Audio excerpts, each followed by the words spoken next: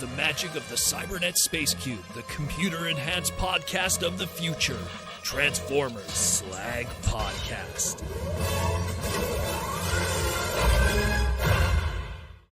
What up, everybody? How we all doing? This Saturday night of the Transformers Slag Podcast Saturday Night live stream main event. How we all doing?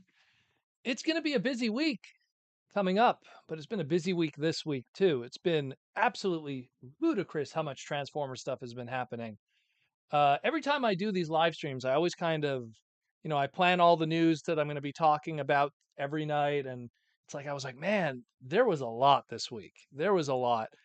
I will say one thing though. I'm surprised because I was asking a lot of people if I should talk about some spoilers for Rise of the Beasts because we didn't do it last week, and surprisingly, a lot of people I know still haven't seen the movie.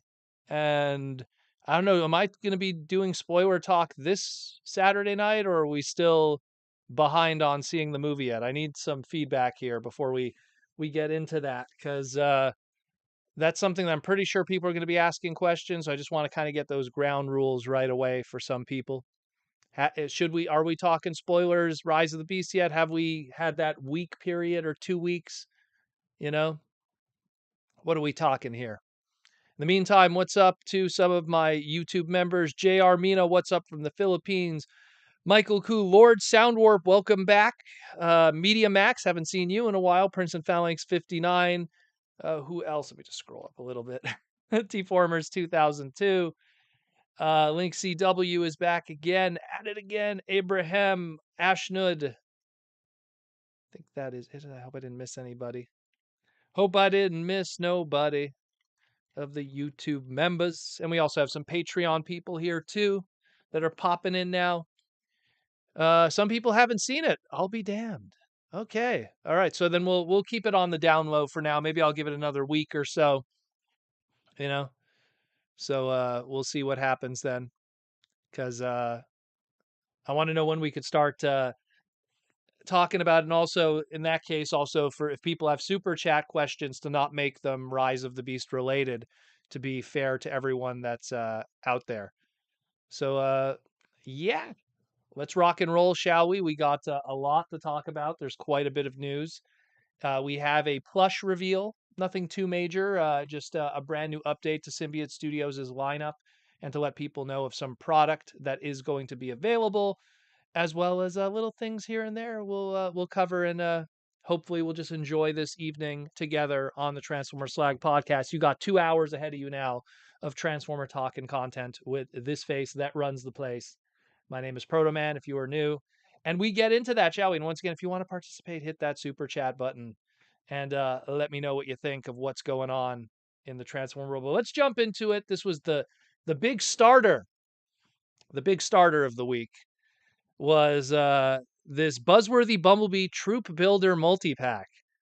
We got those blurry images at first, and then we got the good stuff. That good stuff later on. So, yeah, man, I am ridiculously stoked about this set. Ridiculously stoked. What's up, Roman? There's a lot going on here that kind of, interests me for my own selfish reasons. Obviously, everyone has their own different mileage when it comes to Transformer product, but this one here just hits all the right nodes with me. So this is the Buzzworthy Bumblebee Troop Builder multi-pack, which is a Target exclusive. We've had a few of these multi-packs, and most of them have been pretty awesome. They've been good platforms to kind of bring in the weird stuff in Transformers, or some repaints that probably would have not worked as a standalone product. And I mean, we got that Seeker Trooper, that Air Warrior, whatever you want to call it, purple, Lady in Purple even, maybe. This could be Lady in Purple's official toy for people who have no idea what I'm talking about from the old fandom. What's up, Larry? We got the Quintesson Trooper, so if you're an 86 movie guy like me, finally our Pit of Despair is done a little better now, has a proper color scheme. If you're a G2 guy, which I love the Simon Furman G2 books, getting that G-Axis Cybertronian Trooper from the Cybertronian Empire with the multiple heads, I dig that a lot too. I'm going to probably get an extra one and do a custom into Rook just to have Rook get represented because he never got a proper toy in all Transformers. There's been Rook toys, they just haven't been the correct Rook. And best one of all, taking two of the best worlds, animated, and yes, Kiss Play is one of those best worlds too. Fight me. Getting some Kiss Play and animated, all rolled in one with that Auto Trooper, getting a Kiss Play head sculpt and then a unique Derek Wyatt designed animated Auto Trooper head sculpt. I love it. What a mix of a set. 86 movie, G2 comic, season 1 obscure seeker army builder, and Kiss Play slash animated love all in one box set.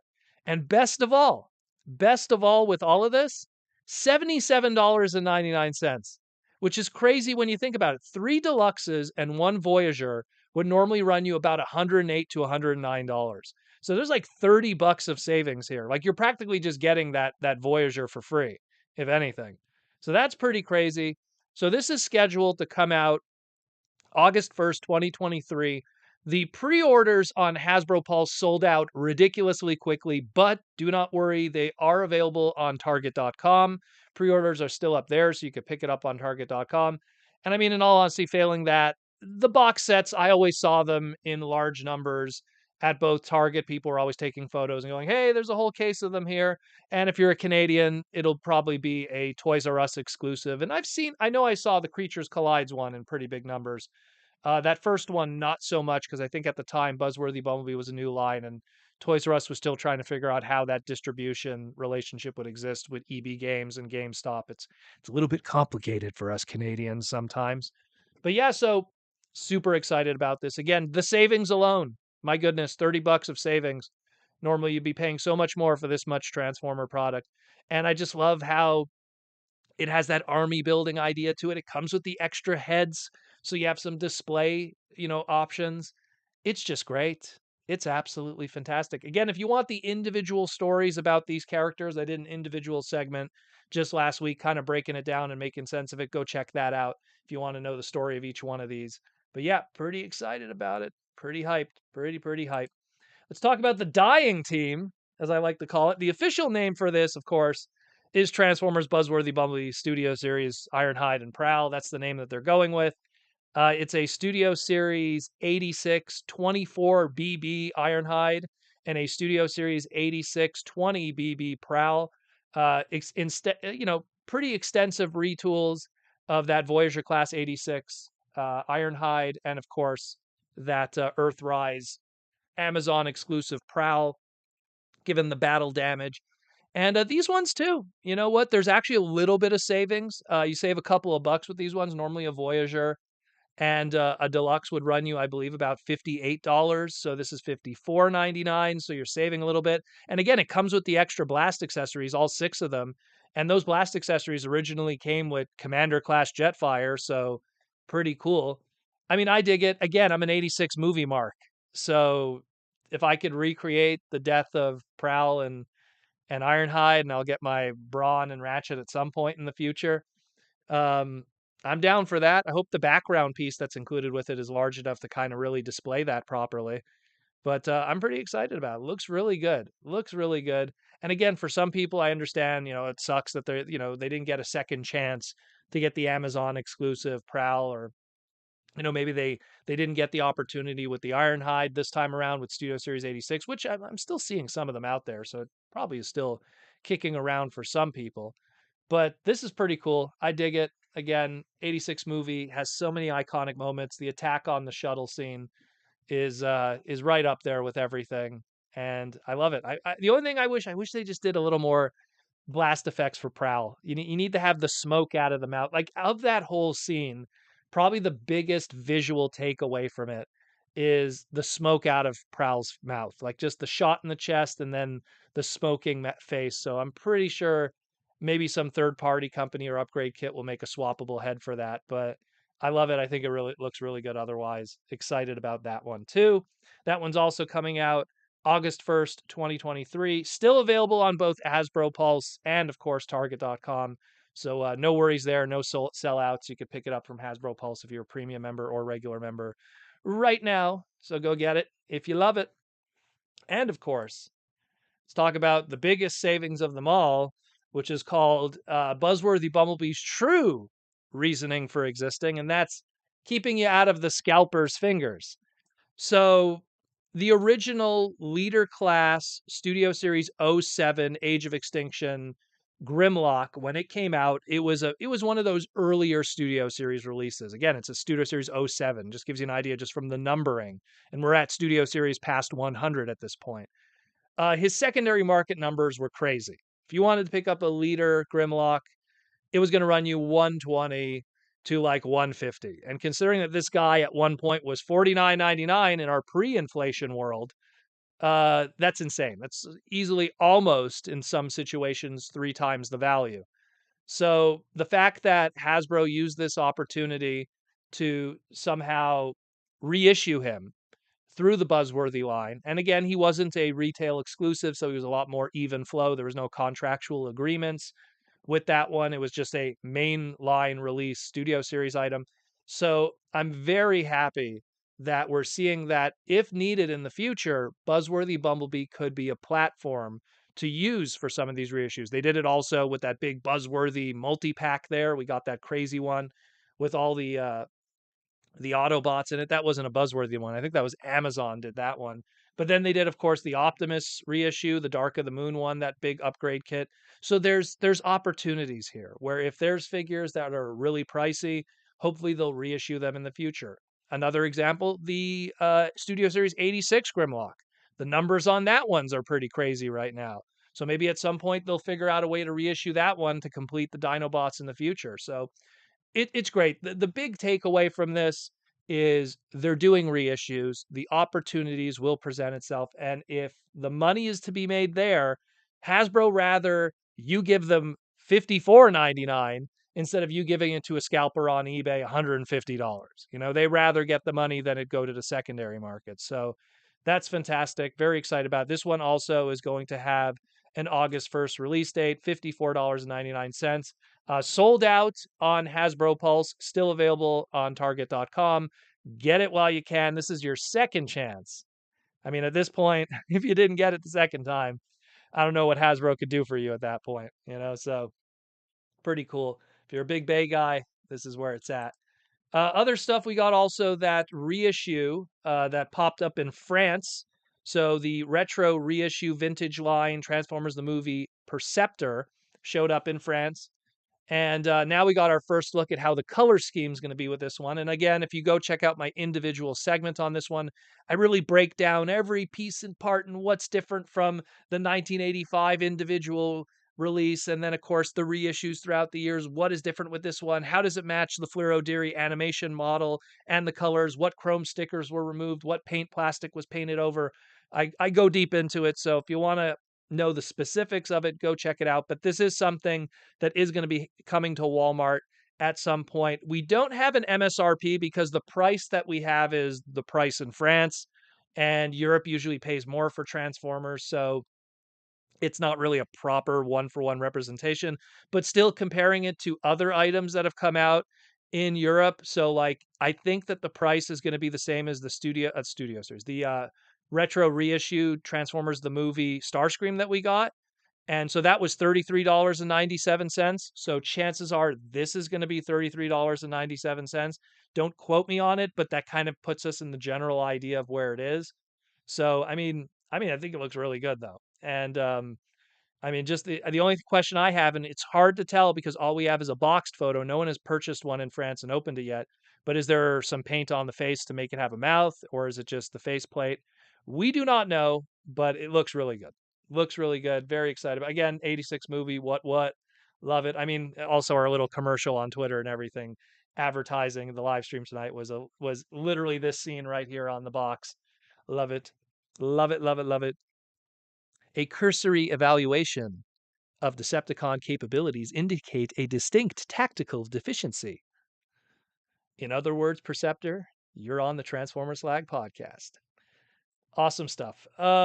Let's go into some listings. So we got some Transformers Legacy Uni listings that we covered this week. These dropped into our lap from multiple different sources, but JT Prime 17 was the one that brought it to the Western side of our discussion. And we got a lot here.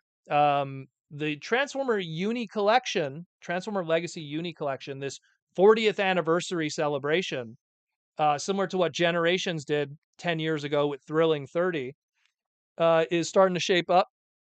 We got a huge list of stuff. And one part of it is this new stuff that we have. So we have a hotshot, cyber hotshot that we're getting. We don't know if it's his hot rodded more kind of colors, shape and everything, or is it going to be the Cybertron Defense colors, which was the X Geyser retool. We don't know which one it's going to be. I mean, some people are arguing if you do the hot rod one, the hot rod shaped sports car one, there's so many repaints you could do afterwards. I guess so. And like I said, I mean, it's been a couple of years now since we got our Studio Series 86 hot rod. So I guess there's enough time that there's, enough of a differentiation between the two. Perhaps. I don't know. But I mean, and we did get that, Generation Selects ED, Cybertron Defense flavored one with the Hound. So we'll see. Package refresh for Strong Arm, which we're probably going to be seeing Tuesday, which we'll talk about later tonight on the pod for our Transformer Tuesday, which is going to be happening. The big live stream on July. It's going to be January, not January. Losing my mind tonight, people. June 20th. If it was January 20th, I would already miss TFCon.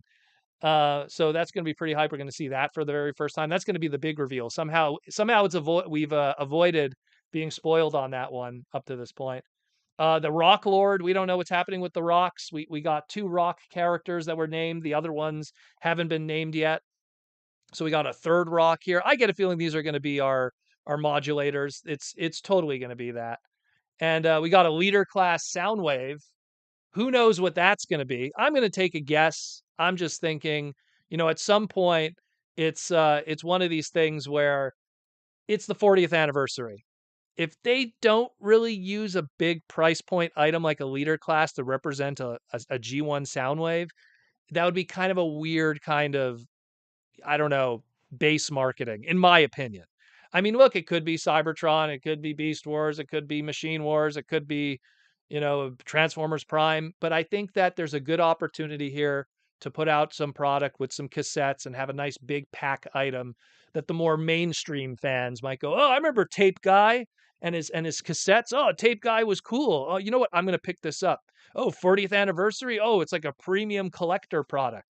So I kind of see that kind of being the more logical direction. But I could be wrong, and it might be Cybertron Soundwave for all we know. But we will see. We will see.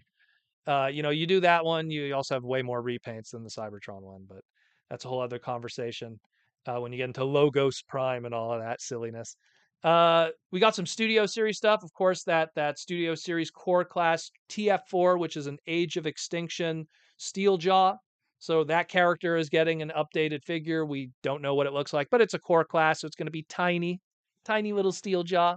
Is it going to be in blue? Is it going to be in teal? Is it going to be in gray or silver or black? We don't know, but we do know we're getting some at some point for those little doggy characters that were chilling with Lockdown.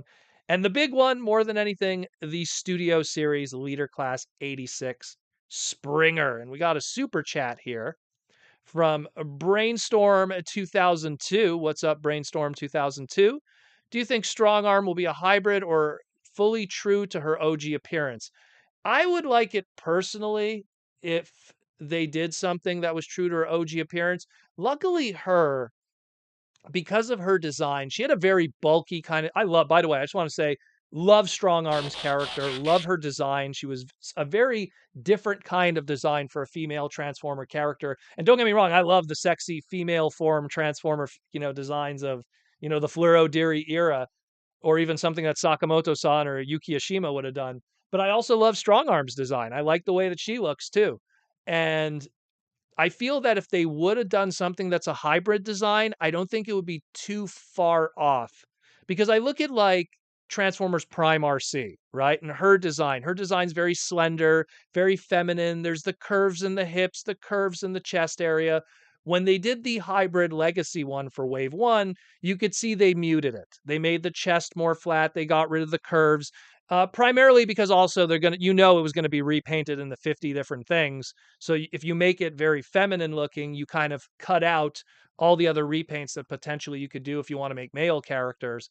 So it's something where I understand why they did that. With this one here, it's like, you know what? You could kind of get away with it with Strong Arm because her design was pretty bulky, pretty, square, pretty hybrid, as to use your vernacular, in a lot of ways. So I just hope it's a brand new tooling. That's what I'm hoping for. If she ends up being like an Earthrise Hound retool or something, or a Siege Hound retool, I'll be very disappointed.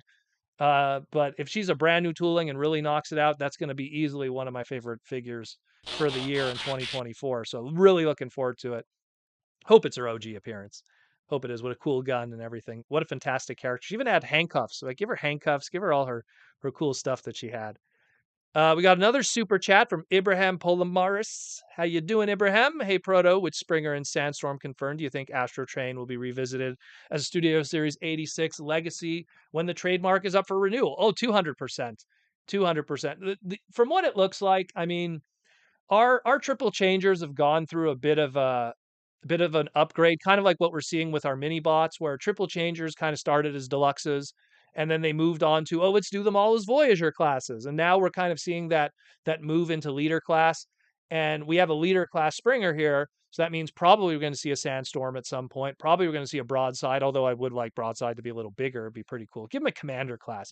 I don't expect the Titan, but a Commander class Broadside would be pretty awesome to put with the other two. Just him being the big beefy guy in the center. And because it's a Commander class and it'll have more budget, you could have interchangeable heads, because Broadside had two different very unique head sculpts back in the day, different animation models. So I think it'll be cool. But Astrotrain for sure at some point. The Astrotrain that we got during Siege is a Siege Astrotrain. Let's be real. It's a Siege Earthrise kind of, that early John Warden era. Because the thing people have to understand too is a lot of these Hasbro designers, when a new design team comes in, you don't think they're biting at the opportunity to make their own take on some of these characters. And Siege, Earthrise, very early uh studio series, and very early Kingdom was all the John Warden era of design team. Now we're in the Evan, the Mark, the Sam era of design team, and a lot of those guys want to revisit a lot of those designs and give their take of how they could feel they could twist and turn. That's why Evan and Mark have said they want to redo Soundwave again. They don't like that, Netflix Soundwave or Siege Soundwave is shorter than Blaster from Kingdom. So they want to revisit that and do something that's more in scale and matches with it. So it's the same thing with something like this Astro Train. This Astro Train is its own thing. It's not a Studio Series 86 loyal kind of item. It's something that is really just its own take, and we'll get something better later on. And getting back into Springer here, but thank you for the super chat. But getting back to the Springer here, it's the same thing where when we looked at the Siege one, we were all pretty satisfied. Oh, Voyager class Springer looks pretty good. But, anyone would have, if they would have said this is going to be our Studio Series 86 Springer and you cleaned up the weathering from Siege, a lot of people would have been pretty cool with it. But apparently they're just not satisfied, and they feel that there's still more that can be done. The way leader classes are now is they're more like 7-inch figures, and if it's a triple changer that's going to have way more parts and pieces, maybe a Springer character might even be a 6 or a 5-inch figure, and they'll put that parts into making a true accurate, like we're looking here on the screen, Fluoro Deary design. It's exciting. I'm excited for, shout out to David Cabal, the world's largest Springer fan in the world. He got Derek Wyatt to draw all kinds of animated Springer stuff for him back in the day. That's how big of a fan he was. And I'm pretty sure he's really excited about this too. And I'm happy for everyone who's a big Springer's always been a really cool character. I always found he was kind of like the Han Solo of the Star Wars 86 movie trio.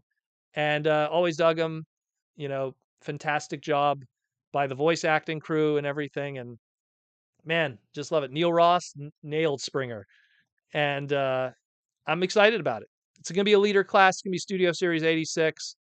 Supposedly there's an Ultra Magnus that's going to be in the case assortment with this, but that's still rumored right now. So I don't want to kind of add it to the list, but that is something that is going to be a part of the future. And speaking of that list, so here is the list of everything we know pretty much. It's a lot.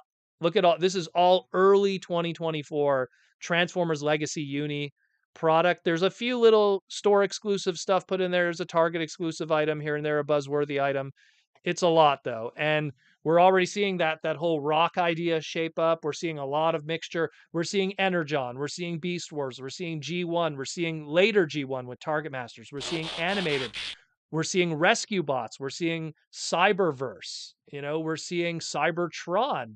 We're seeing what am I missing here? We're seeing RED. We're seeing Unicron trilogy stuff like Cybertron again. There's so much across the board here. So much. And again, if the Rock Lord rumors are true with all these rock names, it's a little bit of GoBots when you really think about it. Rocks that come alive. Rock Lords fighting to survive. Powerful fighting rocks. Damn right. We got a gold super chat from Mark Morales, 1516. How you doing, Mark? Having an awesome evening, I hope. Hey, Proto, I've been missing out on your past few live streams, and there were a few things I wanted to say, but I had no notifications on it. I went to the Brooklyn event, and I've seen the movie, and I've been busy. Well, you know what? I always say, if you're having a good time with friends and family, who needs me? You don't need to hang out with me, brother. Go hang out with your friends and family, especially if you're at the Brooklyn event. Trust me, I was invited to that event through Hasbro Marketing, and they wanted me to like talk about it and build it up. And when they sent me that big box set, it had like a little like flyer also to talk about it. Assuming that I got it before the Brooklyn event, I'm in Canada, so my box set came a little later. Compared, like me and Thu, we were like the last people of the influencers in the Transformer community to get the box sets because we're both like apparently located on Mars, apparently. But hey, that's awesome. I'm sorry that you don't get the notifications. I always tell people like you got to ring that bell. That's probably the best way to. There's a few ways. Number one, if you have Twitter, follow me on Twitter. That's what I always say. Like, follow me on Twitter because I'm gonna post on Twitter that I'm gonna be doing the live usually a half hour beforehand, so you kind of get a heads up. If you follow the Facebook group of the Transformers Slag podcast, that one also, like the Facebook group itself, there's a fan page also. I don't run that, by the way. There's a Transformers Slag podcast fan page. I don't run that one. That's like a like page or something. Someone else posts stuff on that of all the stuff I do. Hey, thanks for free advertising, I guess, if you're a fan. But I know the Facebook group, whenever we go live, there's also a notification there. And of course, we go live 10 minutes early just so people could get that notification on their phone if they're not looking and then prepare and get ready. That's why there's always that 10-minute interval before we go live, just so it gives people time to file in and stuff. Usually we have like, 30, 40 people like during that 10-minute span. And then we go live, all of a sudden, boom, what are we at here? Almost 141, so, and then it spikes like crazy. And then we go to like 200 around discussion time after the news. But thanks for being a fan. Thanks for all the love and support. I love what you guys do. Also that you guys come in and want to chat and talk Transformers. I mean, I always try to, and I talked about this with Aaron Archer. It's like I always want to try to create an educated environment for the fandom because there's so much misinformation. There's stuff that's on the wiki that's incorrect. Let's be real. There's so much misinformation in the Transformer world. To be able to have a platform where I could answer questions for people and make sense of how really the sausage is made with this hobby, both from a business standpoint, from a toy standpoint, from a writing standpoint, from a comic standpoint, from a licensed name trademarking standpoint. You know, I like it when I see conversations on Twitter and it's stuff that I taught people, like especially with the trademark stuff. So thank you again for the gold super chat, brother, and hope you enjoy the evening together. But if you want to go out and hang out and go out and have dinner with friends and family, you wouldn't be hurt in my heart. I always want people to have a good time in life. Too much cool stuff in life to just be chilling, you know? But yeah, so again, that's the full list, more or less. That's take from it what you will. We're probably going to be updating this list as we get to know stuff. But this is our 40th anniversary Transformers Legacy Uni 2024 lineup. Next up, we got, and this is our big news, and this is probably the title of our live stream, the Techno colored G2 Warriors. I grew up in the 80s, but I was also a 90s kid. So I just have a love for stuff that could blind you in your action figures. And we got more information about our Toxitron collection and everything like that. And now we got some really nice images of them. We knew about the Grimlock that was mint in box. We didn't get much else on it. We know about our main Toxitron itself. We know about Cloud Cover, and we knew about the Jazz. And then we had all these listings all these listings of stuff. And it was like, what is all this stuff? Like, what is coming? And then we slowly got all of these like revealed to us. The Mirage showed up through stolen leaked images. The Dead End showed up through stolen leaked images. But at least the other two on the right, the G2 Sideswipe, and what I thought was going to be just a laser cycle jazz. I guess that's one way to trademark the name. They're just calling it Laser Cycle, G2 Universe Laser Cycle. Is it a female character? Is it supposed to represent jazz? And they just they just didn't bother with putting the jazz because there's two jazzes in that wave, which, I mean, when has that ever been done? We will see, but I'm super excited about it. I remember when I saw this, I right away contacted Jaws D. Jaws D is like the biggest jazz fan on the planet. He was able to voice jazz in TFCon script readings in the past. He took photos with jazz cosplayers with Derek White. He's this huge jazz fan. And I remember back in the day, like Jaws D used to have this little jazz shrine website, and on it was the Laser Cycle Jazz. And when I messaged Jaws D, I'm like, when you think about it, this was supposed to come out in 1994. Next year, this is coming out. This is going to be a 30th anniversary for Laser Cycle Jazz. So pretty hype. I hope they do the Soundwave too. Some people were suggesting they could take that animated Prowl and turn that into Soundwave. I could see it if they do a quite a bit of extensive retooling, because you got to chunk it out a little bit. The Soundwave was the Road Pig design, which was a lot more of those chips vehicles, but looks really good. I like it. I'm very excited about that. And the Sideswipe was a surprise, because when we saw the blurry images, I'm like, okay, they're going to take that Sideswipe mold that we got from the Battle Across Time uh Sideswipe, and then that's it. But no, what did they do? They didn't do that. That Sideswipe, if you actually look carefully, it has Red Alert's head on it. So they even gave you a little bit of uniqueness there. It has the Red Alert head sculpt, but it's more the Sideswipe tooling without the light bar, and it has that crazy color scheme of the unreleased Sideswipe colors. I love it. I love it. I love it. This is this whole line I want. I want everything from it. And I swear, when I'm going to have it all together in my display, it is going to be the most blinding collection ever.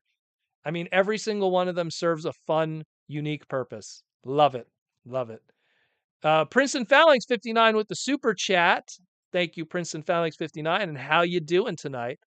When was the design team changed, and why were they changed? Also, I saw image leaks of a G1 retro kickback on T-Formers. Well, I guess that got out there too. I know we had listings of those, so guess what Proto Man's going to be covering probably on Monday. Spoiler. Um, yeah, so usually what happens is, you know, people usually don't just stay on one thing when it comes to the toy industry. That's usually a big misconception. Like, a lot of times people think, you know, um, oh, this guy, he's like, to give an example, let's use Evan or Mark or something. Oh, they're working on Transformers and that's all they work on. Usually, a lot of times is Evan or Mark will be working on Transformers, but they might also be doing a little bit of, something else, a little bit of G.I. Joe, a little bit of Power Rangers, a little bit of this, a little bit of that. So they're also kind of, they'll have their hands really a lot in one line, and then they'll also literally in that same day, in that same time, be working on other stuff. Aaron Archer was at one point working on Beast Wars, Batman, Aliens Resurrection, and Aaron, if you're in the chat, I know I'm forgetting something, like 1999 for him was like, oh, and Star Wars. He was like doing like a whole bunch of stuff in 99. Like, he was just doing like 5 different things at the same time. So it's not so much they leave as that they were in it, and then some of those guys, they go on to do other stuff. John Warden was the main dude for 19. Oh boy, I want to say John came in, no, assuming not 19, 20, 2015, 2016. He started with Transformers, and then he left just before like Kingdom started rolling, but he had worked on Kingdom before it started rolling, and now he's with Power Rangers. So sometimes it's just they want to, oh, hey, we need a guy who's more talented in the Power Ranger line. We got to put him here. It's a lot of stuff like that. I mean, Joe Kide, Joe Kide, who worked with Hasbro forever and stuff. He went on to work with Lego, and he did the Minecraft stuff, and then of course the Lego Optimus, and then you got guys like not Chris Mallory. There was another individual, like he got put on Play-Doh afterwards. I think that was Broly. I don't know.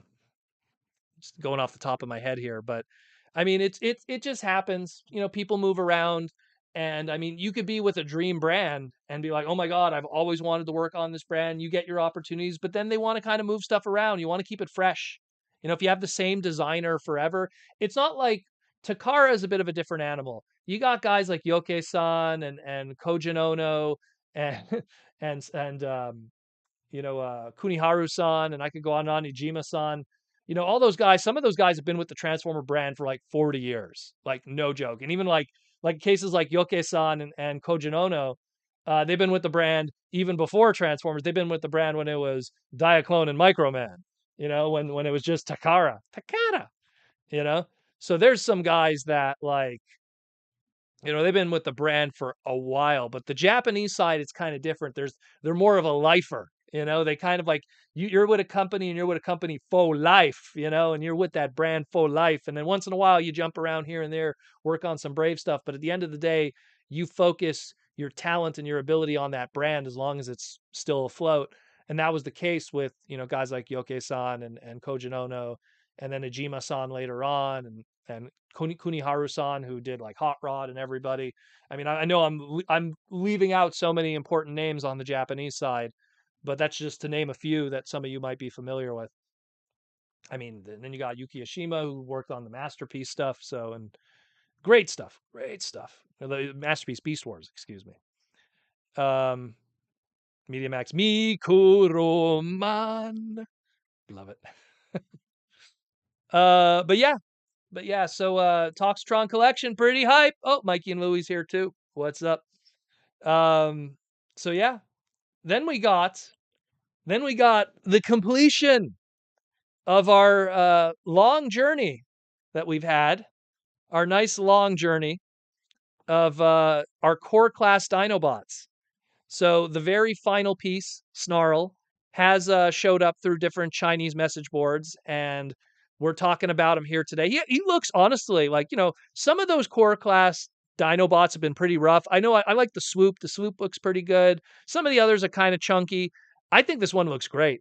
Snarl looks fantastic. I think like this is something like if you would have showed me this like in a vacuum, I would have thought this was like a deluxe figure. So this one looks really nice. And I'm digging it. I'm digging it. These are all out there looking real good. And man, oh man, anyone who saw my Twitter, you know, we're one step closer now. Here we go. Here we go. Is it any more blatant? You know, it's the world's worst kept secret, as Mark said to me when we talked in private, the world's worst kept secret of where this is going. Um, but fantastic. I am so excited about this. I have bought none of these core class Dinobots. None of them. Mind you, I only saw like I think I only saw what's his name? Sludge in the wild.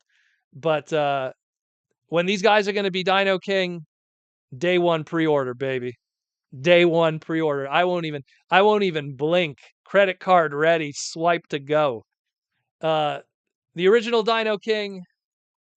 Oh, guys, you can't see it because the wall's in the way and everything. But original Dino King, let me tell you something. Let me tell you, okay? You don't want to own it. You don't want to own it. The GPS on this guy, forget about it. It's a nightmare. Even the original one has GPS. And then the dino shells suffer from like, you know, I call it pony syndrome from the My Little Pony community, but it's like they break down too. They get all kinds of spotting. This is something where it's like to get an updated version of a toy that number one, if it didn't have those problems, is still $1,000 figure. And number two, after you buy that $1,000 figure, you can't even mess with it out of the fear of it crumbling in your hand, especially the chest region, which is that GPS. Oh boy. So Kakryu, you always give me the shivers. But yeah, I'm excited about this. This is going to be really cool. I think they're going to do a box set. That's what they're going to do. I think that after the Dinobots come out, they might even consider a box set just for the Dinobots. I mean, look, they got to use those molds again. They're going to use it for Dino King. People are saying, oh, Monstructor is also something probably in the cards, which will be a retool. But for sure, Dino King, that's the original intention. I mean, just look at it, baby. Look at the choice of alt modes. You know, it's like, again, worst kept secret ever. I'm hyped. Super cool. Next up, we have this was brand new news that just popped up. if you're a Beast Wars fan like me, go check out Target right now. So these were found in a Target, and it seems that we had the Super 7 Reaction Beast Wars, and now these are the Super Section Target exclusive Hyper Steel Reaction Beast Wars. Now, what's different about these ones from the other ones?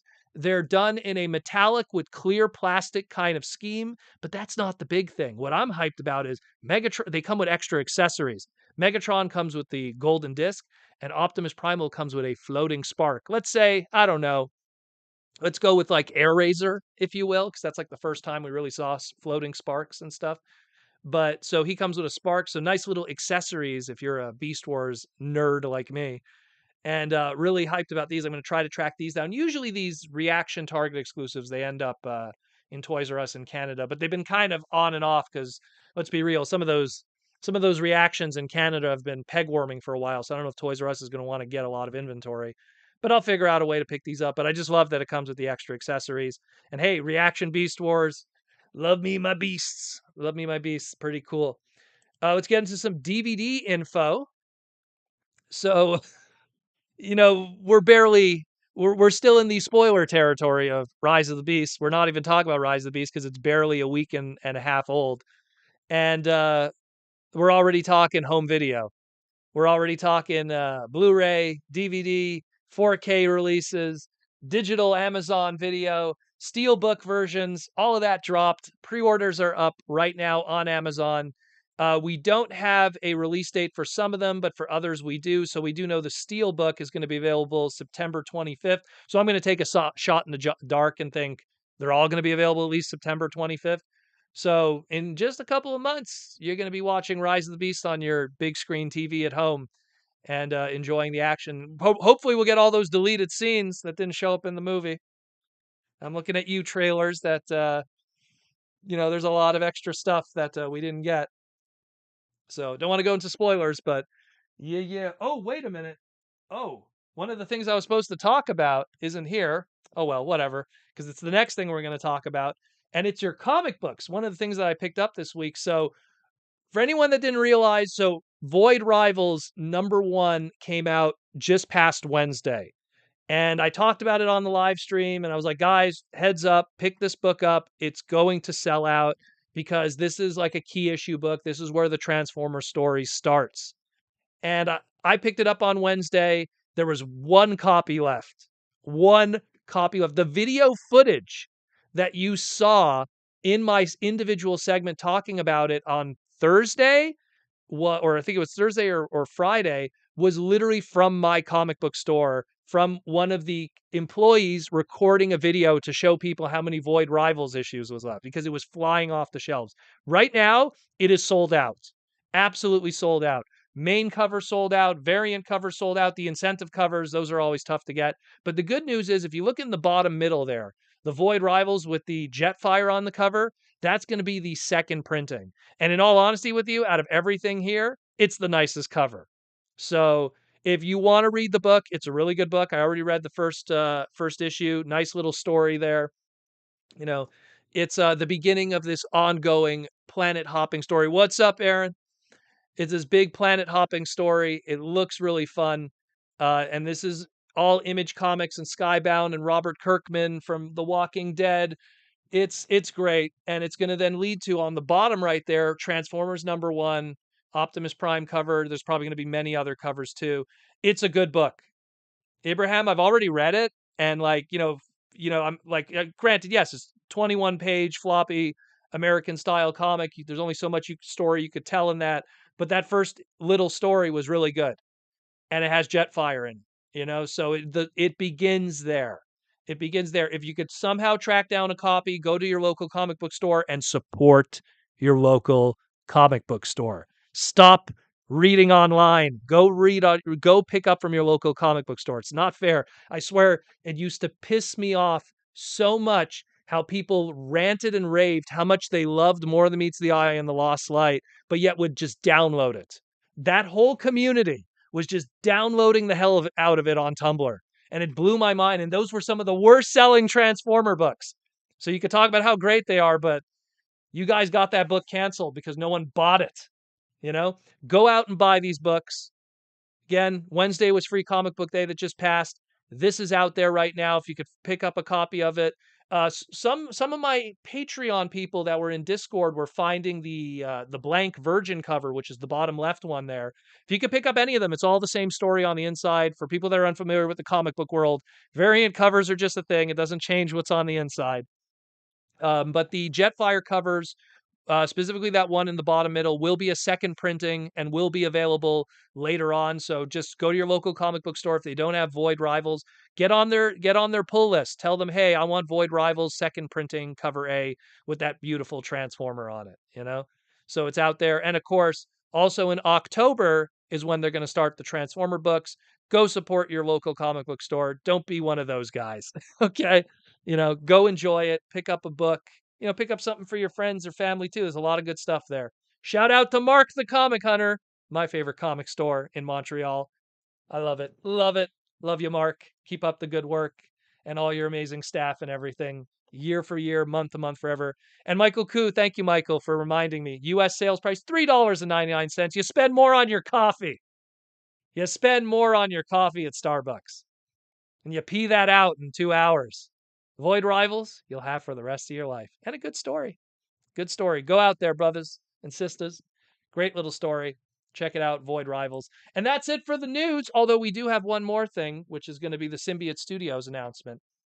So we'll go into the sponsor stuff, which involves Symbiote Studios a little bit. We'll go into the what we got this week. I was going to bring the Void Rivals book, but it's upstairs, so I totally forgot it because I read it in my bedroom. Giggity. Got to have that sexy comic book action. Because we opened up stuff more from the Hasbro box. Hasbro sent me this gigantic box of Rise of the Beast stuff, so I figured to kind of stretch it out. Every week we are going to be opening one item from that box and talking about it. And last week we talked about Mister here. Let's pull him up. The Command and Convert Optimus Prime, which my microphone seems to not pick up the frequency of his sounds, but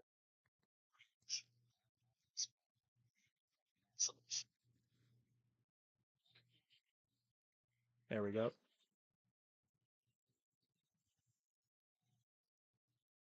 And down. Anyways, so we opened that last week. Pretty cool item. Again, I don't know about the $120 price tag, but it's a fun little item. Again, a little biased because I love Beast Wars. So and it's a very season one Optimus Primal looking design, even though that's supposed to be a movie figure. But we'll get into what we opened up this week, and give our little 2 cents and try to be as spoiler free as possible for the people that still have not seen the movie yet. Hopefully by next week, guys. Hopefully by next week, and we'll get into that. So first, sponsors again, Symbiote Studios, yo. So why am I wearing the Megatron pin today? Specifically the Symbiote Studios Megatron pin. So Symbiote Studios plush pins and t-shirts, the official Transformers plush pins and t-shirts. No one has done it better. No one has done it since, and no one has done it for this long. Usually you have a Softimus, and then it's bankrupt after that. You have like a little softy here, and then they die after one wave. They've been going strong for a while, but they got a new one today. So for the longest time, Megatron has been sold out, and people have been trying to get Megatron. Well, guess what? For summer 2023, guess what? Megatron is back, and starting today on symbiotestudios.com, pre-orders are up. The upgraded modern Megatron version 2 with more show-accurate coloring. So if you missed out, you're in luck. You get the better version right now. Version 2, Megatron plush. Check it out, yo, on symbiotestudios.com. And of course, all the others, all the goodness. We're going to be revealing more. Already talked with the crew at Symbiote Studios. We're going to have some stuff that's going to be present at TFCon in the glass displays, so you guys could see it in person. All the brand new items for 2023. Very excited about those. Some movie stuff, everything. Oh, it's going to be fun. It's going to be fun. Thank you again, Symbiote Studios, for being a sponsor and giving us all the cool stuff of the Hasbro brands and just all the awesomeness of Transformers. And again, reminder, San Diego Comic-Con, be sure to pick up the Transformers Slag. No relation, or maybe. We don't know. But awesome stuff, Symbiote Studios. Keep up the good work, and we'll keep you guys posted on the future stuff. Also, And Seats, I got a beautiful announcement for you guys with And Seats today. All of their chairs are 50% off on their website, including the Transformer chairs. But on top of that, if you use promo code Protoman, you get 50% off the chair and an extra 15% off afterwards. So you could get a nice, cool Transformer And a Seat chair. Thank you, And Seats, for giving us the cool cockpit of Transformers for this pod. So again, promo code Protoman. You could do it in capitals. I think it works with capitals, but you know, maybe it works also with lowercase. I tested it once with capitals and it worked. And you could stack them. So whenever they have a sale, you could stack my promo code with it and you'll get 15% off on top of your 50. Beautiful stuff. Go get yourself a nice cool seat. Awesomeness and a seats.com. That won't last long though, that sale. So go check it out. Hopefully the stuff doesn't sell out like last time. And last but not least, the Toy Armada with Aaron Archer. This segment has been catching fire. Great stuff. If you want to hear about Aaron Archer, talk about the creation of the Transmetal 2s, a little bit of early Beast Wars history too, we sprinkled in there with the old early Beast Wars crew at Kenner, which, you know, most of those guys have not worked with Transformers in a very long time. They've moved on to other things. And of course, the awesome story of the creation of Optimal Optimus and Aaron's story behind that. A lot of really cool stuff. Go check it out. The Toy Armada with Aaron Archer. A good hour and then some segment of me and Aaron just talking about the robots in the skies from the 90s, that Beast era, and what we learned and what we learned moving forward, and just how Optimal Optimus almost never happened. Imagine that. Almost never happened. But we're not done with Aaron.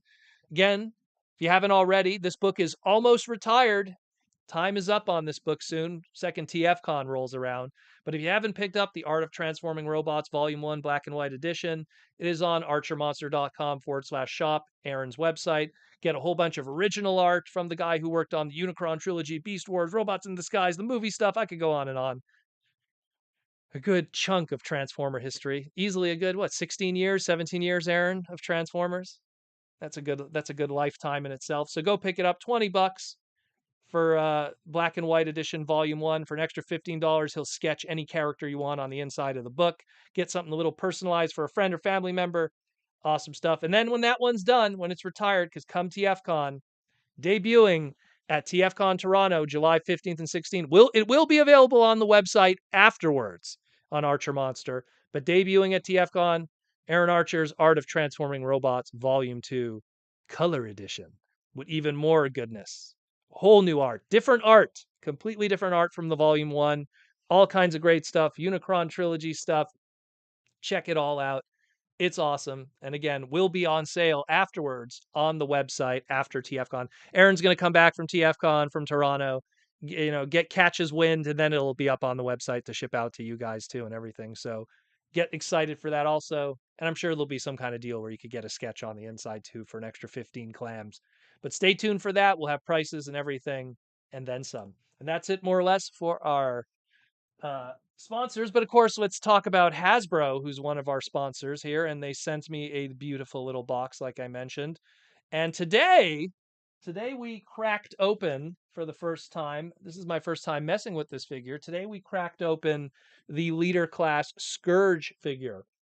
Now, I did not pick up any of these guys because when Hasbro told me all those many months ago they were going to be sending me a box, I right away went, ugh, okay, now you're making me not buy any movie product because I don't know what I'm going to be getting. So opened them up, and I mean, pretty good. Little, I'm still trying to get used to these leader classes that are, a little smaller and stuff. But he's actually quite bigger than most of the leader classes that we've gotten up to this point. Some of the leader classes, they bulk out in different ways. But I love the paint on him. He looks really good. But definitely messing with them, and of course seeing the movie, and I'm going to try to make this as spoiler free as possible.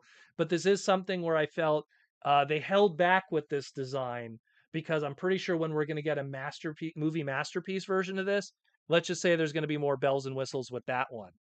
This one, in a lot of ways, is still a very good representation of that character. He has the blaster hand and stuff, the little claw hand, which is used in the movie. This thing, like everything that's here, is represented in the movie. Nice fine detail, the translucent plastic, which unfortunately my lighting in the back is not catching, but see all that translucent plastic that could come through. and give him a very fallen kind of look. But I do feel there's a lot of inner detail that's missing on this one, and there's a lot of paint on this. It's still very good, but there's a lot of bells and whistles and Easter eggs that are missing on this one that I feel a movie masterpiece will have at some point. And don't spoil in the chat for people that have not seen it yet. So pretty cool. I dig it. I dig it. Love it. Looks really good. Looks really good. And thank you again, Hasbro. We will open up another item next week. Which one I don't know. Maybe Air Razor, maybe Bumblebee, maybe a Beast Mask. I don't know. We will see. Mayoral Fabrication with the $2 check got my Archer book with Rat Trap art in it. Oh, that's awesome. Which Rat Trap did you get? Did you get season 1, season 2? Did you go weird and went Beast Machines with the wheel legs? Beast Machines Rat Trap? I assume season 1 Rat Trap. That's the one everyone loves. Although season 2 Rat Trap's awesome too. Season 2 is the best. Season 2 is the best season of Transformers of all time, of any Transformers. Season 2 Beast Wars. It's just perfect in every way. Perfect in every way. But yeah, man. Great stuff. Great stuff. And again, thank you, Hasbro Pulse, for sending me it. I picked up that. I got that pretty much, and I picked up again on Wednesday. I went out, picked up the Void Rivals book, picked that one up. I also picked up I picked up some non-Transformer stuff, a few Wolverine books. I get some back issues every so often. I picked up a Dark Knight Nightwing figure from the 90s during the Kenner era. Picked up one of those. They had a complete one. I love that store. That store is amazing. Mark the Comic Hunter, the amount of weird stuff they get, because they're 90% pawn shop in spirit, but there's still a comic store that gets all the latest issues, but they get so much geek stuff that comes in. There's so many people that get out of their geek hobby and they just come with big boxes of stuff. I remember being there one time. Some guy came and it was just, here's all my Funkos I don't want. Here's all this, here's all that. And he'll have like junk in there too. It'll be McDonald's toys and everything, but he buys it all. And then he sorts it all and he puts it out there in the store. And, you'll just be going through a store and go, oh, wow, McDonald's, Bionicle figures. That's awesome. Or, oh, hey, look at these Kid Robot Simpsons toys that he bought from another collection. Or there's so much junk in that store. And I say junk in the most endearing way possible. And I love that store. Love that store. Larry, what are you asking there, Larry? Larry gets special treatment because he's one of my Montreal buddies. We'll have to pick up V2 of your book, Aaron, in Toronto. Oh, okay. Yeah, man, that's going to be a hype book. That's going to be a hype book. It's going to have a lot of really good art. I already got to see the preview of it. A lot of good art in there. Looking real good. Real good. But yeah, awesome stuff. Very excited about the new Void Rivals books. I'm going to definitely try to keep up on those. And then, of course, let's hope that the Transformer book is awesome. Media Max with the 15-month membership join. In my humble opinion, Origins Jazz is the best mainline jazz we've ever gotten. Do you think we'll ever create a new Origins design that we never saw in the show? Well, I imagine they're gonna obviously hit all the bells. They're gonna do the jets in some shape or form, and that's gonna open up a can of worms. There's literally hundreds of characters they could do the second they open it up to the jets. I imagine, and I know this sounds silly, they're going to do a sound wave. They're going to figure out some kind of lamppost sound wave. We might not get it next year. We might not get it the year after that, but at some point they're going to be like, we got to do a sound wave. It's time for lamppost sound wave with little disc laser beak. And I could see them doing that. And I'd be totally for that.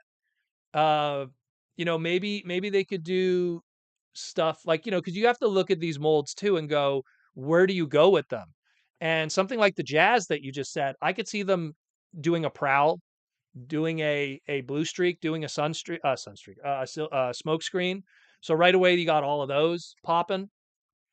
So I could see prowl like right away. Any of those, like when I mean, traditional stand upright, chest is the front of the car transformation characters. Jazz is already, and considering the magic we've seen with some of the tooling that they've done with the partials, that's what I could see for sure. Definitely the Datsun crew. It would start there, and then afterwards, who knows? Who knows? Who knows? We got a whole bunch of stuff coming in right now. Thank you for all the super chats. But thank you, Media Max, for the question. Michael Koo with the $5 super chat. Does the new Studio Series TTM G1, well, Transformers the movie 86 Springer indicate that we're not going to get a masterpiece G1 Springer? I wouldn't say that. I mean, when you think about it, like I always use RC as an example where, we got Thrilling 30 RC, and then we got like Masterpiece RC, and then we got Earthrise RC, and then we got Studio Series 86 RC, and it was like bang, bang, bang, bang, bang. And I know I'm forgetting something in between. Transformer Legends RC, which was the better Thrilling 30 version. So I think that it's not that we're not getting one. And then I'll be honest, I'll be dead honest with you. I don't think, even if you ignore this 86 one that we're getting, I don't think Springer was high on the list. Let's put it that way, of the next masterpieces. I really feel like the Takara team are really looking harder at 80, 84, 85 characters or uh main, like really face of the line characters. Like I could see a Chrome Dome being made before a Springer. And I'm not saying that, Chrome Dome's better than Springer or not. It's just because Chrome Dome was more the face of the Headmasters line in Japan. Him and Fortress Maximus were kind of like those, like, if there was marketing, it's those leader characters. If there's like a Headmasters DVD box set of the Japanese anime, Chrome Dome's on the front of it. So I could see Chrome Dome. Obviously, you name an 84, 85 character, it'll happen. Look, we got Trailbreaker, we got Hoist, we have Cliff Jumper coming, Skyfire. You know, who's missing at this point? I'm just looking at my collection. That's not a mini bot because I think they're trying to avoid mini bots for the time being. Um, but it's something where it's like at some point they're going to probably tackle. Geez, who's missing now? Who is missing?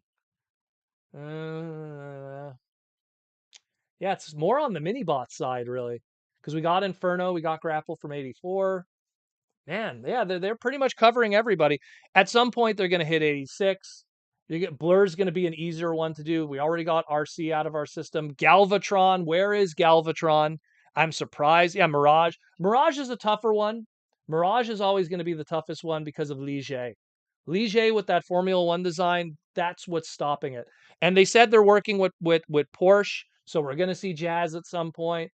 Already through Porsche, we're going to be getting our little Microman squishy cliff jumper, which we've already seen the prototypes. Masterpiece Optimus Miner, probably not. The original Optimus Miner was already a masterpiece, in a lot of ways, an Aaron Archer creation. Mm. But yeah, like I think for sure, Springer's going to happen, but I think that there's other stuff they want to do first. There's other stuff they're going to want to do. But yeah, thank you for the super chat though. Good question. Good question. Mikey and Louie with the 9-month member question. No spoilers, but how much did you like the Rise of the Beast movie? I literally had a 1-hour conversation with a friend today about Rise of the Beast, and just like because he saw it just yesterday, and he's a casual Transformer fan. I'll say like he's familiar with a lot of Transformer stuff, but he's not like a hardcore fan. He's actually more of a Gundam guy, if anything. That's more his robot world. And but he saw all the Bay movies. He's pretty familiar with most of the cartoon stuff. He didn't read any of the comics. And like to him, see, I know I don't want to go too deep because it's spoilery stuff, but there was a lot of stuff that obviously that us as fans, hardcore fans, loved about the movie that a casual fan, it kind of went over their head. And it's just like, oh, okay, that was a thing. Okay, I didn't know that was something important to you guys. So I would say this: if you're a hardcore fan, you love Transformers, Rise of the Beast is one of those better movies. I left Age of Extinction disappointed. I remember when the lights came on back in the theater, and I was sitting next to Jaws D. Hasbro sent us to like this early preview screening where like we got a whole bunch of tickets to see it. I remember when the lights came back on, and I was like, man, that was, and I literally swear, I'm like, that was BS. Like, I was like, the Dinobots showed up in the last 5 seconds. What the hell? Like you sold us on, open the door, Transformers 4, Optimus rides a dinosaur. Like it was just this huge, and shout out to Josh Perez because he invented that. um, like there was this huge hype around that. None of that panned out really. So that was disappointing. The last night, as much as my boy showed up in that movie, You know, it was just like, man, those French scenes, "Haute road, haute road, haute road," and I'm just like, "Oh, that was cringe." As a French guy, that was so cringe. And I can imagine even for non-French people, that was a cringy scene. For a French guy, that was even more cringy. You know, it's just like, "Oh god, yes, okay, yeah, the H is silent. We get it. We get it." Oh, Michael Bay. Oof. You directed that scene. I'm embarrassed for the actors. I'm embarrassed for secondhand embarrassment. But this was a good one. This was a good one. I like this a lot. There was just this was it was a really good movie. There was a good beginning, middle, and end. There was the robots had character development. The robots, who they were at the beginning of the movie, was different than how they were at the end of the movie. There was growth instead of them just being movie props. You know, so I liked it a lot. Liked it a lot, a lot, a lot. And hopefully by next week, everyone has seen it, and then we'll have a group discussion of what they loved about it. For sure. Love to do that.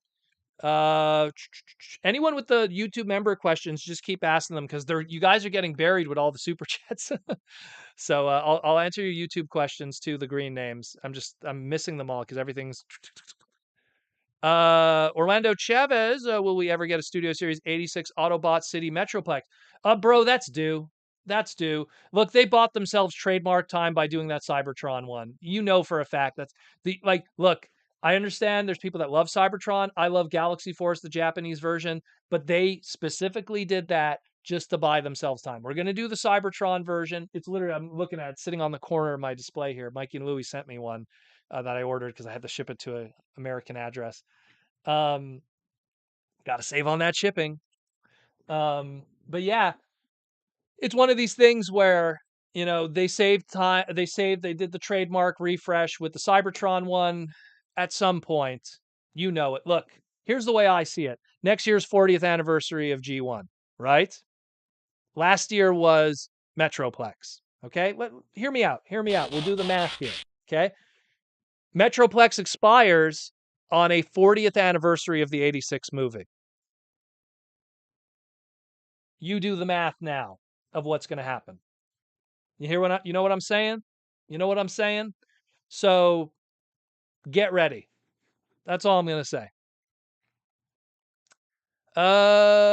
David Cabal, Retro Cabal. What's up? What's up, David? Does Rise of the Beast Mirage remind you of 86 Hot Rod? Um, I don't know about that. But, like because like Pete Davidson's depiction compared to like let's say uh Judd Nelson's depiction of Hot Rod. Uh Pete Davidson was playing a very uh 1990s hip hop character, a Will Smith Fresh Prince kind of character, you know? "Oh, I thought you were my boy. What's up with that? You be balling on me, be baiting on me up in the hood?" Like kind of like that kind of character. Uh Judd Nelson was very a much nicer Bender from Breakfast Club, I guess is the best way to put it. Sarcasm, but still with a little bit of, care. So I could see where you're trying to make that connection. There's that 86 movie kind of thing, him and Noah. I don't want to go too deep because I know there's a lot of people that are still spoiler sensitive. We haven't there's a lot of people that haven't seen the movie yet, so please try to keep the spoilers to a minimum. I want to be respectful to everyone in the chat. Next week, maybe we'll go crazy. I'm going to check on those people again, make sure that they saw the movie. Come on, you got to see the movie. Got to let people know. But yeah, that's kind of how I see it. He's kind of his own Mirage. He's not the Mirage of yesteryear from G1. He's not the Mirage of like the RED cartoon, which I believe was voiced by Neil also. I could be wrong on that one. I think Neil. I know I think he voiced Ironhide. I think he voiced Ironhide, which was known as Ox in Car Robots. Let's go into the next question. Medium Max's question. Protomang, do you think that the long rumored Optimus Prime movie was adapted into Transformers 1, or are they two completely separate projects?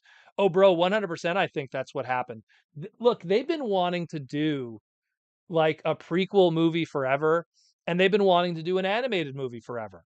And I firmly believe, I think the success of Into the Spider-Verse, the first one specifically, just to give like a timeline, the success of Into the Spider-Verse mixed with the success of the Super Mario movie and the hype behind it, not so much like when it hit theaters and all the money it made, but the hype behind it, really gave confidence to Hasbro and Paramount and everything like that, that they could go ahead and make a fully animated movie and hit that audience.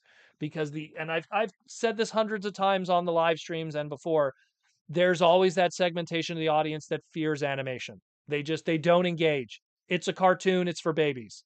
They could literally be an Avengers movie, but it's a cartoon now. It's CG. You lose half of the audience. They will not show up if it's not Christopher Hemsworth as Christopher Hemsworth looking at his chiseled jaw in real life.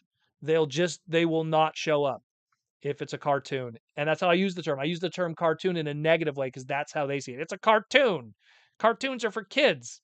Wylon, go watch Spawn on HBO Max, the cartoon for back in the day, and then go tell me cartoons are for kids. Okay. Let alone anime. I'm not even going to go into the anime bubble. But so, it's just, I really believe that if not, the way I look at it is back in the day when Batman Returns finished, they wanted to do a Catwoman spinoff. And this was back in 92, 93. And through that domino effect of things, we ended up with that Halle Berry Catwoman movie that's terrible. But the point is, it evolved into that. And I think it's the same thing. I think that, just the domino effect of it led to what is Transformers 1 today, mixed with all the other stuff that happened. Prince of Phalanx 59 Proto, since we are getting watermelon colored Mirage, do you think we will get color Mirage? What do you mean by color Mirage? Mirage, I believe, only had one color scheme with the G2 stuff. I don't remember any other unreleased colors. Post another one. Maybe I'm reading that wrong. Unless you're referring to some other color scheme Mirage. Red colored Mirage. I'd like a nice Diaclone red Ligier Mirage. That'd be cool. Put 27 on it, my birthday. Not selfish at all. Mayoral Fabrication with the $5 super chat. A few months ago, I got 4 Auto Troopers from the Derek Wyatt collection. Which ones? The animated ones. Derek bought a lot of those, I remember, and loved them. Are there any cool stories on your adventures with Derek? Oh my goodness. First time I met Derek was 2008. It was BotCon. It was his first time doing a BotCon convention. He did a panel. This is how I met Derek. He did a panel talking about animated, and he talked about how originally Sentinel Prime was supposed to be Rodimus, and then at the last second they kind of changed it because they didn't want to make Rodimus the mean character, the jerk character. And then, of course, when they went with Sentinel Prime and they got that cool design that looks like the Tick, and they got the Tick's voice actor, Townsend, whatever his name is there, who's the voice of the Tick, who's fantastic. Enter Johnny Goodness, and Spoon. It's just something where after the panel, I went up to him, introduced myself and everything, and said, I just want to say thank you for not making Hot Rod Sentinel Prime. I love Sentinel Prime and everything. And these were the early BotCons where, they didn't have a lot of people at these shows. When a panel ended, you just kind of hung out. And we hung out, we talked, and I was like, oh, like, did the headmaster have any influence from Gurren Lagann and stuff? And we went back and forth and we realized, oh, he's a big anime guy. I'm a big anime guy. Did you watch Mighty Orbots? There's a lot of Mighty Orbots, homages in there. And like, we became fast friends. We exchanged, at the time, MSN Messenger was an old messaging program. MSN Messenger, we exchanged that. We exchanged Skype, and we exchanged cell phone numbers, and we just kept in touch with each other. And then when he got the prototype for the BotCon 2009 Hot Rod, not BotCon, the animated 2009 Hot Rod figure, he sent me a text message. This was back in the day of flip phones. Sent me a little text message from his flip phone. I still have it on my old flip phone somewhere. I kept that old flip phone because there's so many photos that you couldn't transfer digitally. Townsend Coleman, thank you. He's also the voice of Michelangelo. But yeah, like, so many memories sending me that photo, seeing the prototype for the first time. And he's like, don't share with anybody. And I was like, how could I? It's on a small little, phone that doesn't have a digital output. Him basing animated Rodimus on me. That was his idea. He was taking a lot of personal people that he knew in his life and making animated versions of them and infusing them into the show. My buddy Hydra Andrew, he's in the Allspark Almanac. Vangelis is in the Allspark Almanac. The popped collar whole thing is the hot rod thing, and also the skinny jeans, which I still kind of wear a little bit, so although I'm a lot older than I was back then. Uh, a lot of elements of animated characters had little pieces and stuff. Animated Firestar, aka Flare Up, was based off of I don't know if I should say her real name, if she wants a real name, but online. But she was a big part of the Transformer fandom. Still goes to TFCon all the time. She used a Southern accent when she did voice acting and stuff, and so they kind of based her off of that. Big Hot Rod fan too. I don't know if she wants her real name out there, but you know, he would always take those little pieces from the fandom and put stuff. And then me and Derek would hang out all the time. We would go out to eat all the time. We would go out to eat. There's so many, like, all my photos with Derek is always us eating. Steak restaurant, hamburger restaurant, sushi, not sushi, tempiyaki restaurant. You know, every time we were in LA, the TFCon, the BotCon in LA was right next to this giant outdoor mall.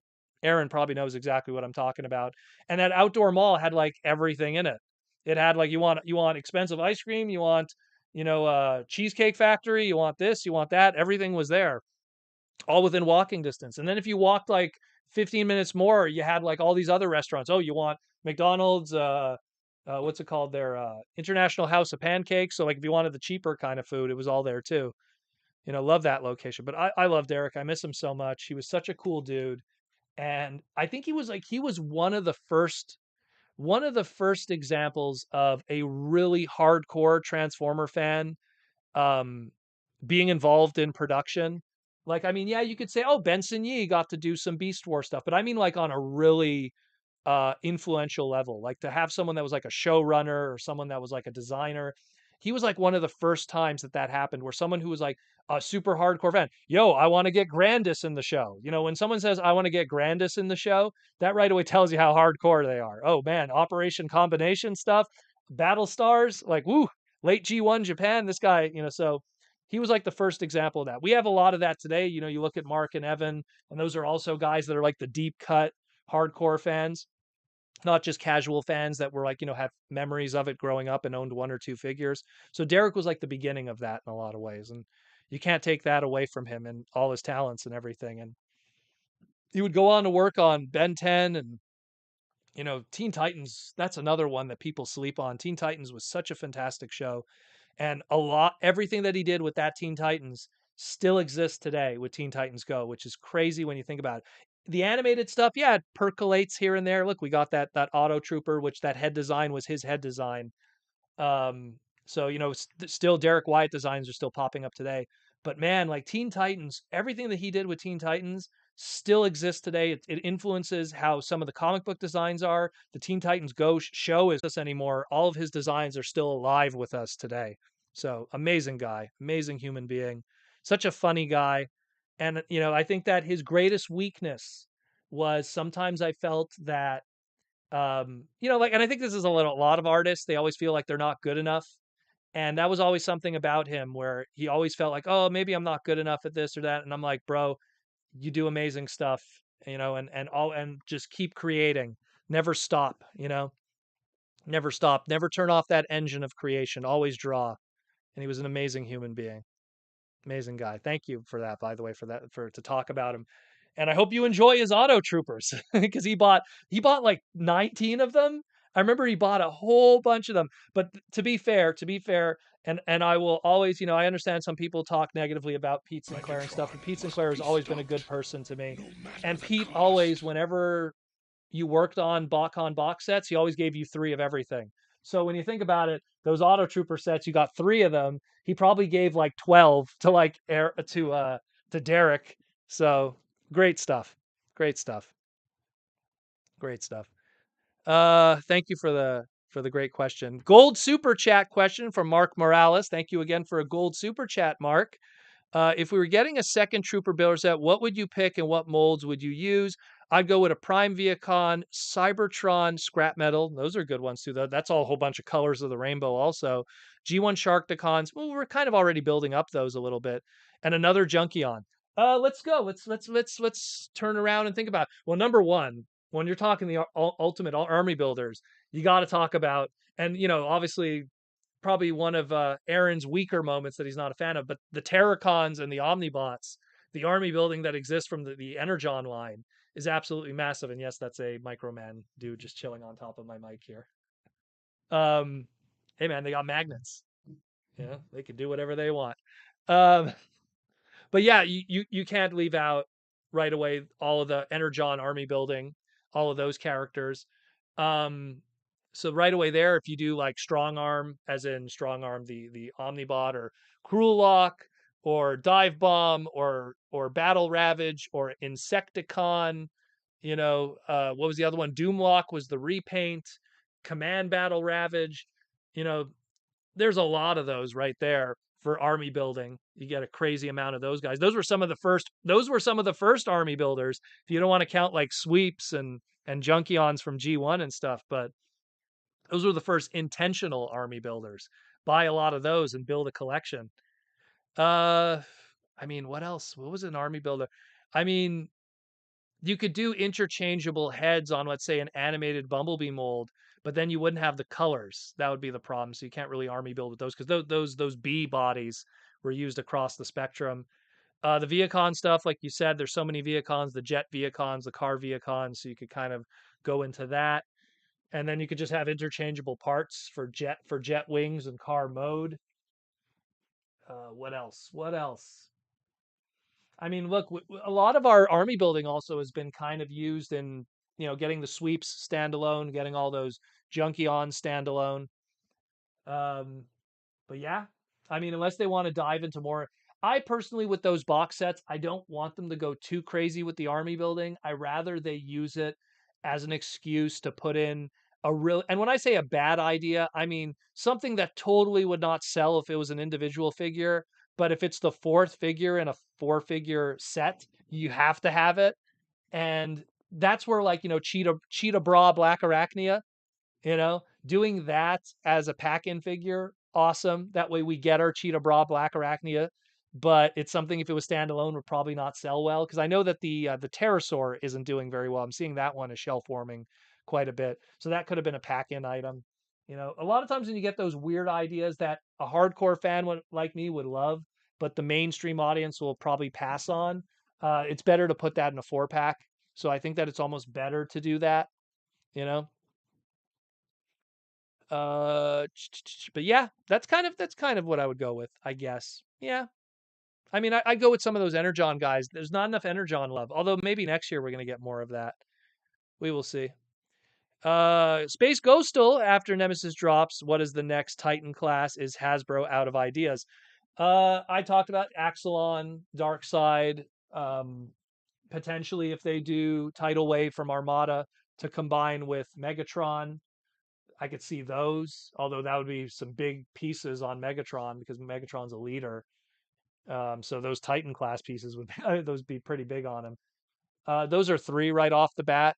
I mean, look, Rise of the Beast was successful. That means that there's a demand for Beast product. So doing the Axelon would be kind of cool. Look, here's the way I look at it too. Again, the next Titan is going to be a Titan class for the 40th anniversary of Transformers. So whatever they do is going to have to be pretty topical to the 40th anniversary. So it might be something G1 skewed. That's what I think. I would like the Axelon, but because it's the 40th anniversary, there might be something more Generation 1 skewed with that for that celebration. But that's just my take. That's what I think. Uh, I mean, they could change when we get some answers from the people up there. But you know, I mean, some like here, Mikey and Louis said Titan class Unicron and Primus. I think we're gonna get a Titan class Unicron, but it'll probably be later. And it'd be a good opportunity to do a movie like movie Titan class Unicron from Rise of the Beast. That probably won't happen because we don't have a robot mode yet. So save that for later. You know, why make a toy that's only one way? Um, and then like something like Primus, I rather that be a 40th anniversary HasLab item because that would, let's go all out, let's go crazy. Primus, Cybertron, 40th anniversary. Shop, bring it to every San Diego Comic Con, big display, Primus, like, and like has a little display of the center of Cybertron with the Primus head glowing, and like, I want some crazy bombastic item. So we'll see. We will see. That it's hard to tell. I keep looking to the left because I'm just looking at HasLab Unicron. I'm just going like, you know, the next commander has to be some kind of G1 flavor because as much as we're selling the 40 years of Transformers, G1 really is what they focus on a lot. And again, I think Beast Wars is much more well written compared to G1, but you can't deny that G1's more iconic than say like the Axelon. And I love Beast Wars, and that's coming from me. So maybe, and like I would say, look at the trademarks. What's expiring? What's expiring soon?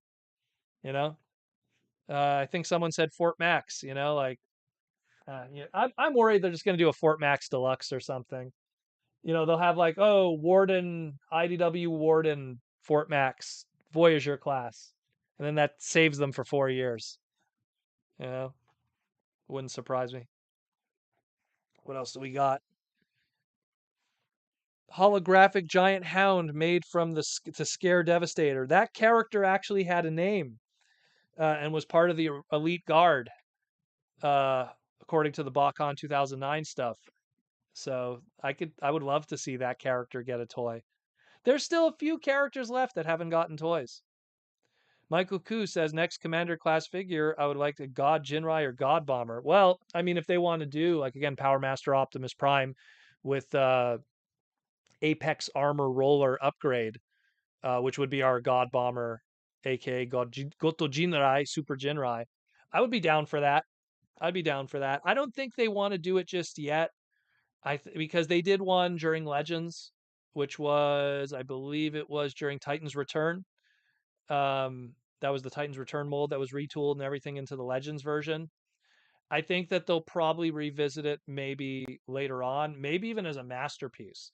Because like if you're a leader character during any of those G1 eras, that right away you have a better chance of a masterpiece if it makes sense for them. And on top of that, at the end of the day, it's a prime character. So because it's a prime character, it's an Optimus Prime looking character. So it already has a better chance of being sold and sold in with them. Mikey and Louie in the Marvel Comics sized version of Fortress Maximus and Scorponok. There you go. Yeah. Like especially Scorponok, have a Scorponok that's tiny, you know, not big crazy Scorponok, but Lord Zarek Scorponok, if anything. So Andrew Wildman Scorponok, as I call it, because I love that character before he passed away. Spoiler on a 35-year-old comic book. If you have not read Simon Furman's G1 Marvel, what are you doing? Stop watching trash and go read that book any way you can. Giant Bleed, do you think Hasbro could ever do a Marvel comic size Scorponok? There's another one. I think so. I can't see why not. Look, here's the way I see it. You do a Marvel comic size Scorponok, right? So number one, it doesn't have to have a base mode. It could just be mechanical Scorpion, robot mode, headmaster head. You can make it a Voyager, And then afterwards, then you could retool that into other stuff. You could have fun with it. There's so many Scorpion characters in Transformers that you could just retool that into a whole bunch of different things. Or you just try to like create new characters. First of all, you do Scorponok. Then you could do Black Zarek. Then you could do that red one there that was in Brave. Then you could do that weird purple pink one that was in the Micromaster commercials. No joke. Look it up. There was a Micromaster commercial where all the Micromasters pile up on a Scorponok designed character that clearly wasn't Scorponok and take him out when he's trying to cross a bridge. So you got 4 repaints right there and you haven't even retooled it yet. Well, if you retool it for Black Zarek, I guess, give the new head sculpt and but so right away that. Uh, T-Formers 2000. No, I know we'll never get one, but Titan Majin Zarek from Beast Force. I would love that, but that is so deep a cut for a character that only appeared in a Japanese only movie. Like it's not like you like if Majin Zarek appeared in the movie and then was like a regular character on the TV series, or even like made a couple cameos in the Neo sequel, I could understand that. But the fact that that isn't the case, and he's kind of just this, you don't even really see too much of the alt mode. You see the alt mode for a split second. You don't really see much of the robot mode because most of the story is about Lio Jr. and getting the grand convoy leader of the past to come, which is Optimus Primal, but they call him Convoy, Beast Convoy. It's such a deep cut that it would be great, especially for someone like me that wants to like own all the different characters instead of buying the same characters over and over. But I don't know. That's a tough one to make happen. Michael Koo as Walmart will be shelf warming the Earthspark. Yeah, will be Earthspark and Rise of the Beast result in hard to find Legacy Toxitron. The SKUs don't really affect other items. So, like, let's put it this way: if you have shelf warming of Earthspark items, it means you won't see more waves of later Earthspark items because the toy manager will want to. And this comes from my friend Victor, who's a toy manager at Walmart, and before that, Toys R Us. Uh, the what usually happens is like if you have Earthspark Wave 1 and it's lingering, you want to move that before you get Wave 2. But that doesn't stop you from getting Rise of the Beast stuff, which is a completely different SKU and completely different layout and plan too. So Earthspark stuff, which has been shelf warming, it hasn't been selling very well. That won't affect Legacy Toxitron stuff. That's a completely different SKU. That's a store exclusive. That's getting shipped out regardless. If the Legacy Toxitron stuff doesn't move, then if they do a wave 2 of that, that might have a problem. That might be a whole other issue. So it's kind of different with that. They usually, and again, every store manager is different, but that's usually the rule in a lot of ways. If ever you guys go into like a Walmart and you see these like papers hanging from the shelving, like they like forgot to remove them, the SKU papers, and you see like they plan out stuff. They plan out stuff like that. JR Mina Proto, what is for dinner? I was gonna have egg rolls today. I was gonna have Vietnamese egg rolls, which are different. They have like pork and mushrooms in them and stuff. It's really good. I was gonna have Vietnamese egg rolls, but I was honestly thinking I want to like I kind of have a craving. Like I'm one of these guys that doesn't mind having breakfast at night. Like eggs, bacon, hash browns, sausage. Toast with butter on it. Like baked beans. Like I have a craving for it. So I think I want to have eggs, and eggs are good for you. Get some good clean protein in there. So um, I have a craving for that, so I might have that tonight. Not too sure yet. We will see. We will see. When the live stream is done, I'll go into the kitchen and see what I'm feeling like when it's all said and done. I have to get a haircut too. Look at this, guys. It's getting out of hand. I'm gonna get a haircut maybe a week before TFCon or something. T-Formers 2002, you could remold the mini Scorponok into the Energon version. Yeah, but you want to have something that if they do a Voyager, then it'll be a good scale because Energon Scorponok's a big beefy guy. Like I got both versions there. You can barely see the reflections, kind of making it difficult, but there you go, a little better. Uh, the orange is the retail version in America, and then you have the gold one, which was the Superlink version. Look how big they are compared to everyone else. They're pretty huge. So, I mean, to me, I would want them to be something because the modern day Voyagers are pretty tiny. Like, let me grab one like this guy here. They're pretty tiny. Where like a modern day leader, and keep in mind like Scorponok, like our plastic prices are different. I get it. But I would prefer Scorponok like the Energon Scorponok. If they do one, he should be a leader class. He's such a big, beefy guy, and he's got all like the all the stuff that flips around and everything. The little cockpit that's on his tail, like and the flip out blade, and you know something. If he was a Voyager, I think there wouldn't be enough budget to give him justice. I could see what you mean though. Mechanical Scorpion, you could do a mechanical Scorpion, but then it wouldn't do justice to Energon Scorponok. I think you'd be selling him short by having him be a repaint retool of a Marvel Furman Scorponok in a lot of ways. If you get what I'm trying to say, you know what I mean. You know what I mean. You know what I mean. What? Oh my God, we have only 15 minutes left. Oh my goodness, jeez, we flew today. Didn't even realize it. Get your super chats in while you can, ladies and gentlemen. T-Formers 2002 says, breakfast is a good at any hour of the day. I believe that. When I used to live with my parents back in the day in Côte de Neige, there was this great 24-hour breakfast place called Blanche Neige, which just means Snow White.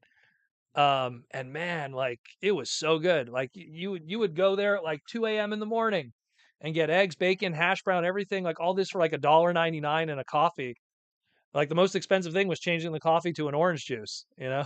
It would be the price of the whole plate. And I would love that, man. Good stuff. Good stuff. Nice sunny side turned eggs, bacon, hash browns. Oh, can we get 2 extra pancakes on the side? Some butter. Most important meal of the day for a reason. Michael Koo, I wish that McDonald's still had all day breakfast. Oh, some of them still do. Some of them still do here in Canada. I know there's a few that not all of them do, but some of them do.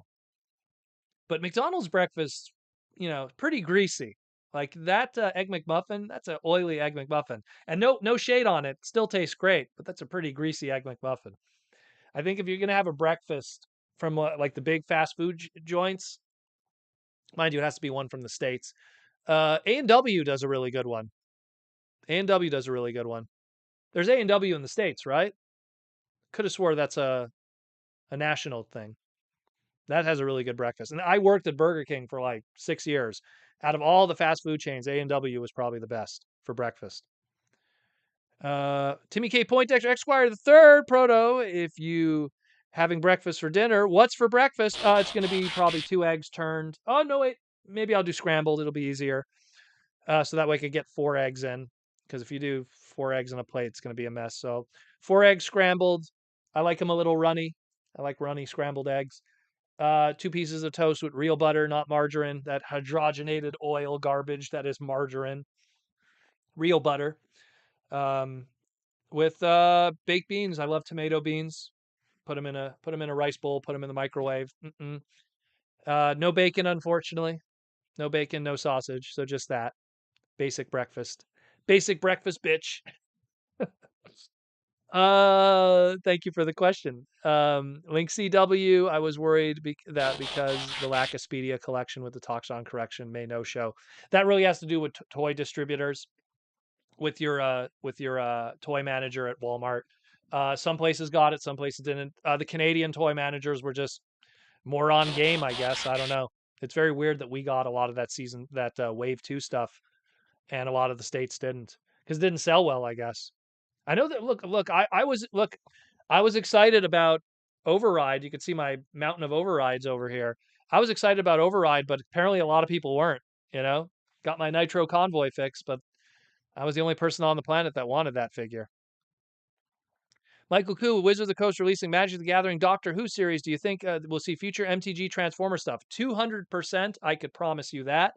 I have a very good relationship with Wizards of the Coast, and they sent me a whole bunch of Magic stuff in the past to promote here on the podcast, along with Ultra Pro. There will be more Transformer stuff, 100%. Stay tuned with that. Right now is the crossover Universes Beyond Lord of the Rings set is available. Actually, the pre-release has started yesterday, so go check out that one. Probably should have plugged it, but I mean, I wasn't told to. I just enjoy it myself privately with my Magic the Gathering. These are the secret layer cards. They look like they're ripped. Where are we at here? We got a whole bunch of super chats. Brainstorm 2002. I've always wondered this. Who is that on your logo? Okay, so my logo was I'll give you the whole history of it. So Transformers Slag podcast was originally many years ago, back in 2009, long time ago, more than 10 years ago. We're a very old podcast. We were known as the Canadian Slag podcast. And we called it the Canadian Slag Podcast because it was a Canadian only podcast of Canadian content creators. And we wanted to name it after um, the very first exclusive that Canada had, which was the red face slag, which you can barely see in my collection in the background. Because G1 slag had a black face, and the Canadian exclusive had a red face, and it's very difficult to get. It has white legs. It's very in demand, and it was exclusive to us. So we named it after Slag. Not to mention, slag means poop, and we kind of had this idea of shooting the poop, shooting the S. I don't want to get algorithm complaints from YouTube, but shooting the S about Transformers, and we just wanted, like, that we kind of just associated with that. Over time, a lot of those individuals kind of got out of the hobby, kind of went on to other things, and then me and Jaws D were left holding the plate. We transformed it, no pun intended, into Transformer Slag to open it up to outside of Canada.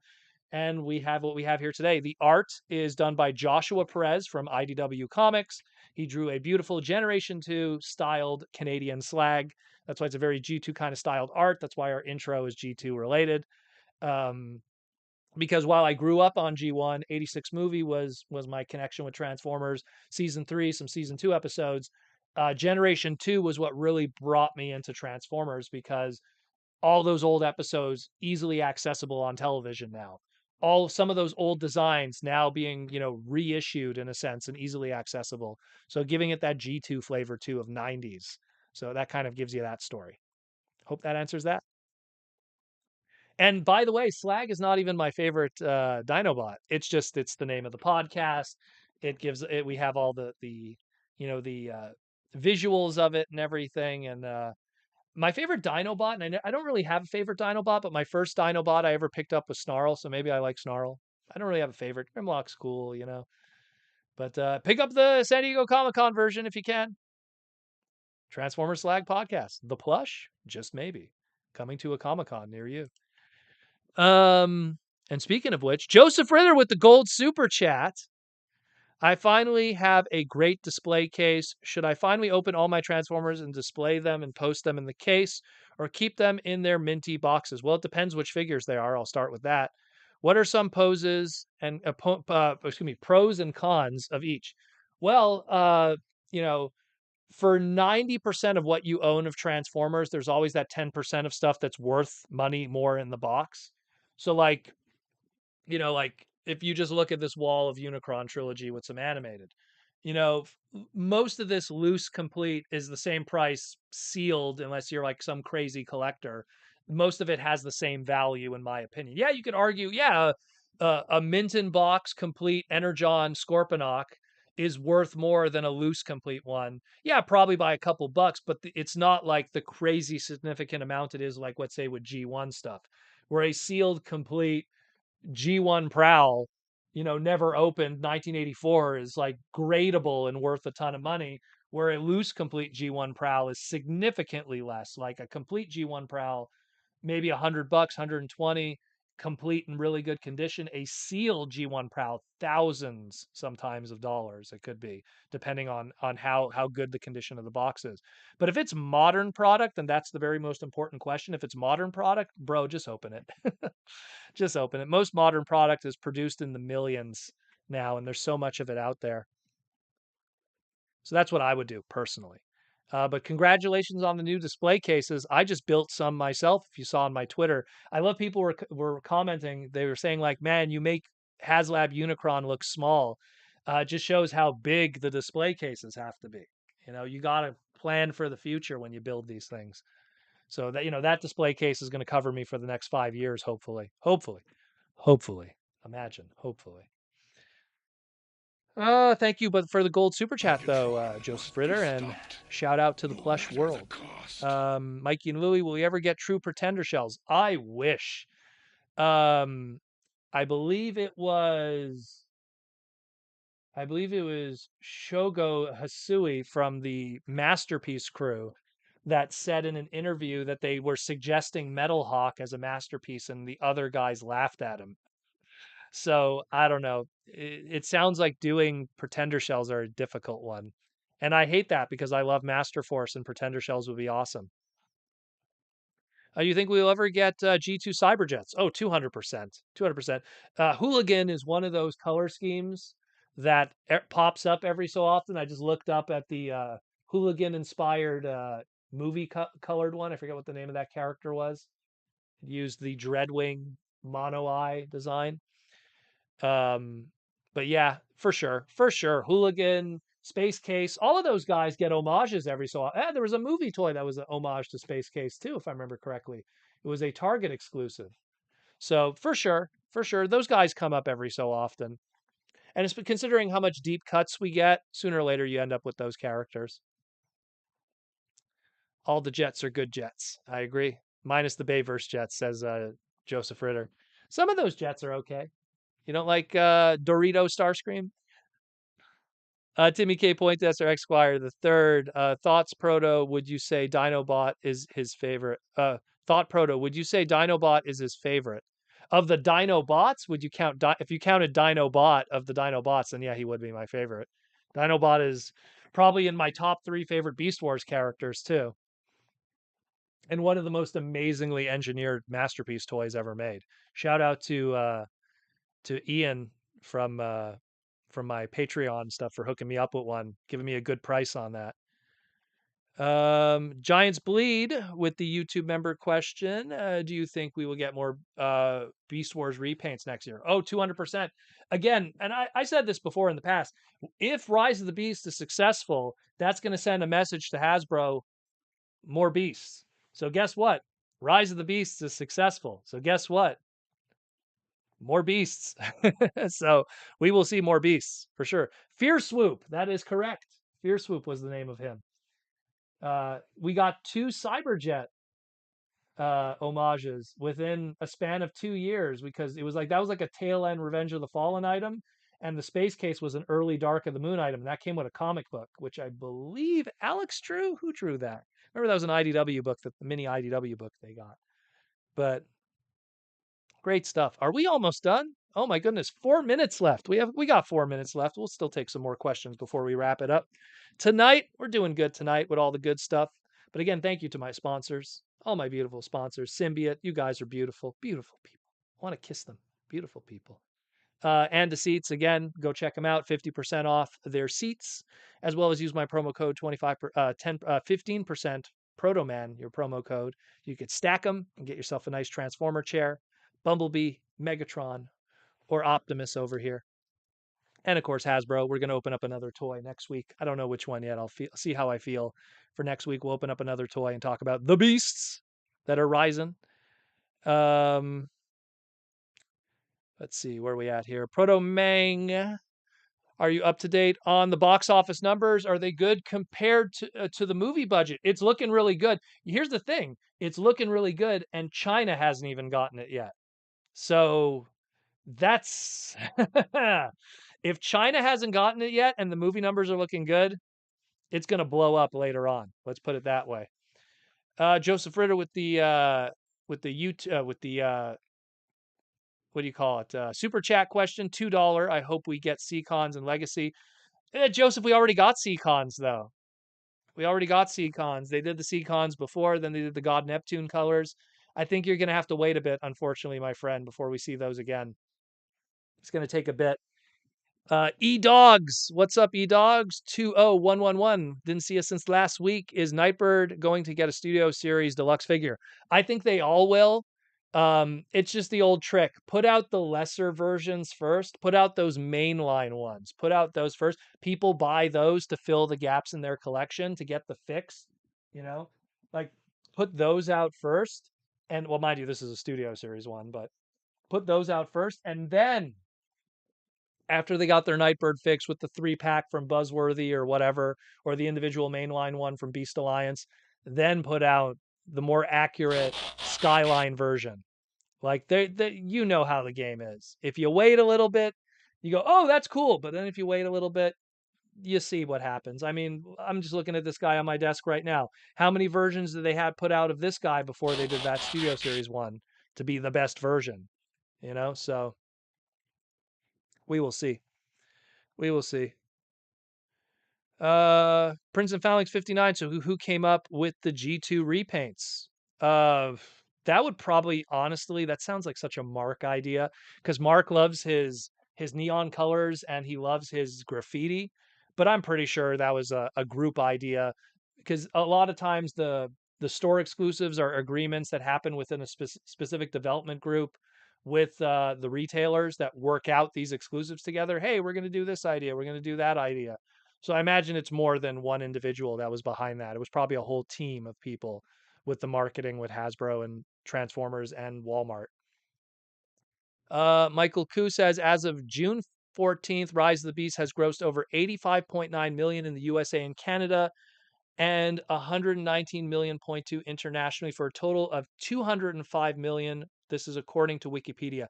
Michael, you could also check maybe boxofficemojo.com. They put the dailies too, so they kind of keep up to date with that one. So if you want to get more up to date numbers with that, if, for your own personal knowledge, me, I'm not gonna like worry too much about it until it's opened up to like because Japan doesn't have it yet.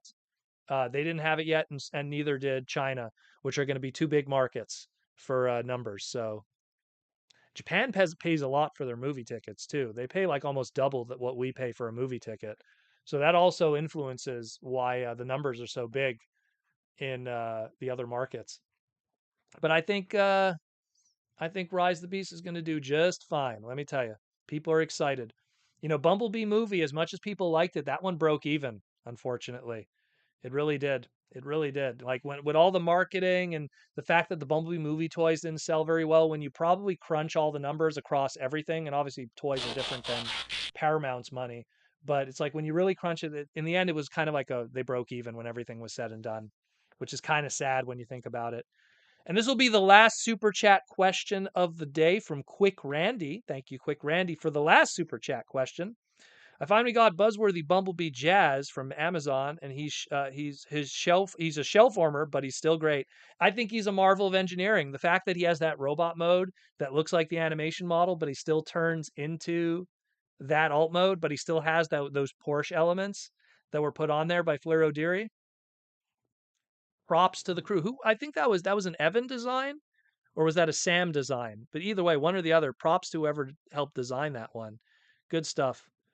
And Aaron Archer is saying, "Have a good one, everyone. Remember, no live Toy Armada for a few weeks. Yeah, just a reminder on the Fridays for the Toy Armada channel. Aaron Archer will be taking time off. He did a live stream just yesterday talking about Energon combiners. So go check that out after you're done with me here. That segment is up as of yesterday on the live tab for the Toy Armada podcast. So go sure to check that one out if you haven't already. And we are done tonight. Again, thank you everyone for yet again another fantastic live stream. A lot of really good questions. I love when there's really good super chat questions that lead to a lot of discussions and everything like that, because sometimes I don't get those opportunities with the news. You know, there's news segments, and those news segments don't lead to those profound kind of ways of thinking. But then again, we have a very good community we have here. So thanks again for tuning in, everybody. Thanks for all the super chats, for all the YouTube member questions, for all the love and support you guys give. Once again, thanks again to all my sponsors that keep the lights on too. We still have one more super chat. I guess I'll answer it because I don't want to leave you hanging. E-Dogs. Does Milton Bradley figures fit into movie masterpieces, or will there be new ones? Are you referring to what exactly? The Milton Bradley figures. Which ones are you referring to, brother? I don't want to leave you hanging, but Milton Bradley figures. Are you referring to the Tycho Train RC Milton Bradley Transformer figures? Which ones? With movie masterpieces? I'm confused. Which cockpits for movie masterpiece? Like Optimus? I'm confused. But yeah, great stream, guys. Thanks again for everything. And like I always say, you know, the world's an amazing place. I always say it all the time, but it's like, you know, the world is an amazing place. There's so much cool stuff in this world. There's so much negativity. Ignore the negativity. Ignore the stupidity. Ignore the whining, the complaining, the people that are just unhappy with their own lives and where they are in their lives, and they take it out on other people. Just enjoy your life. Have a good time. Be grateful for the friends and family that you have in your life. And grow and be better. That's the best thing. Never settle for what you have right now. You could always grow and do more and be a better person. Never settle for that. And I'm out of here. I apologize, e-dogs. Maybe we'll answer it next week. Just remind me in the discussion, and we'll tackle it then. But I gotta go. We're running late. Thanks again, everyone. Take care. I'm out of here. Love you all. Roll out. See you later.